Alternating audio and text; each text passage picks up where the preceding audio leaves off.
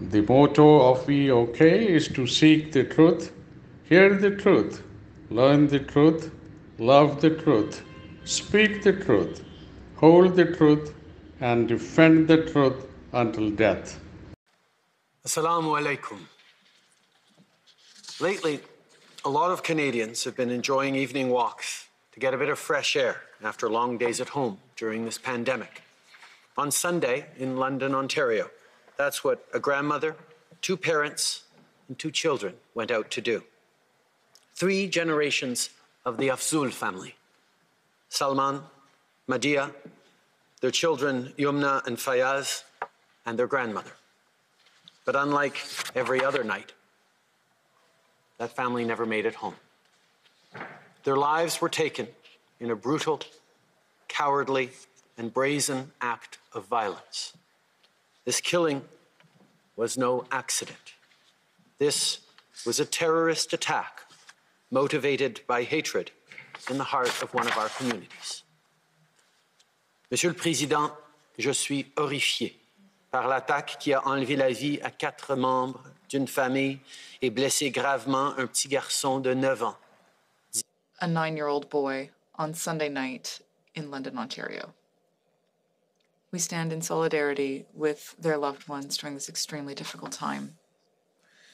And we all hope that that little boy will be able to heal from his injuries quickly, even though we know he will have to live a very long time with the sadness, anger, and incomprehension caused by this cowardly Islamophobic attack.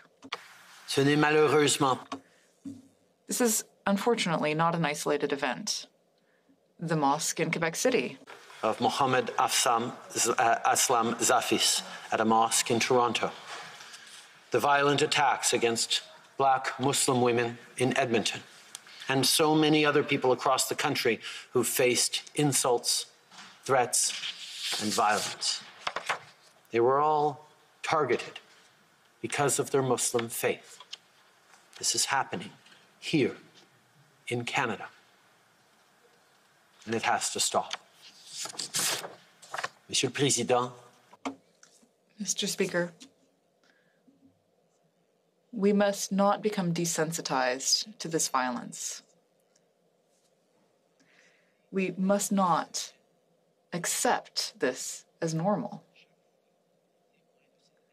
Every time that we witness such hate, we must call it out. This starts with small actions. They can be a seed that grows into an ugly, pervasive trend, and sometimes they lead to real violence. The jokes that are not funny, the casual racism, the insinuations that are only meant to diminish, the toxic rhetoric, the disinformation and the extremism online, the polarization we see too often in our public discourse and in our politics.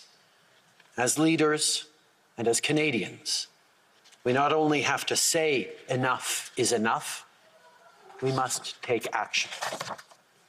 We cannot allow any form of hate to take root, because the consequences can be far too serious.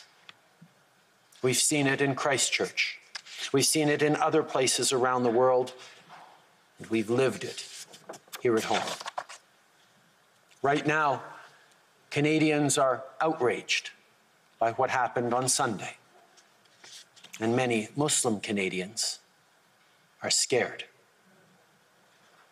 Last night, I spoke with the Mayor of London, Ed Holder, and a representative of the local Muslim community, Nawaz Tahir, to share my condolences and discuss the urgency of what more we must do to keep our communities safe.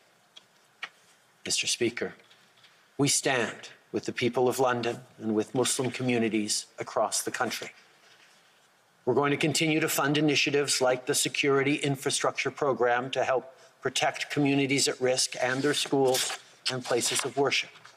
We'll continue to fight hate online and offline, which includes taking even more action to dismantle far-right hate groups, like we did with the Proud Boys, by adding them to Canada's terror listing. And we'll continue doing everything we can to keep communities safe.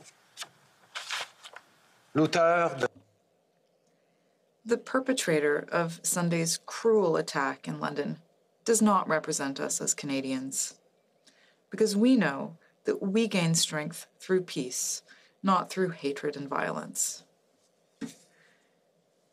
But we also know that we need to look the truth in the face.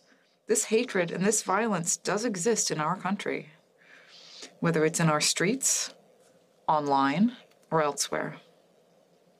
And as long as it exists, we will have work to do.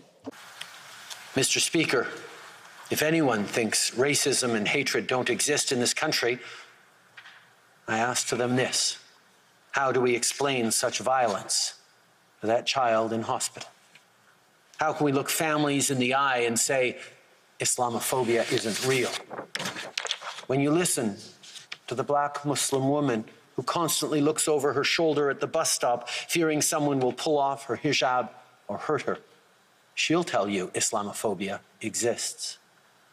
If you listen to the parents who beg their children not to wear traditional clothes for fear of them being harassed or attacked simply for what they're wearing, I'll tell you, racism exists.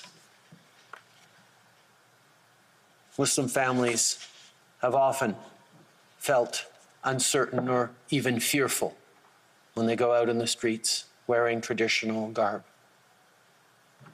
The reality is, most Canadians haven't necessarily been aware of that fear that far too many racialized and Muslim Canadians carry with them anytime they go outside. If the attack in London has any follow-up or I don't even want to say positive, but any impact on non-Muslim Canadians, it should be this: to understand the anxiety and the fear that our fellow Canadians carry, that they shouldn't be. And it is on all of us to understand that experience and be there to support and to help. We can and we must act. As Canadians, we've been fighting a global pandemic for over a year now, and we did it by coming together, by working together. And that is the only way of confronting the ugly face of hatred. I want all Canadians to know that we are all diminished when any one of us is targeted. We need to stand up to reject racism and terror and work together to embrace what makes our country strong, our diversity. May peace and blessings be upon you.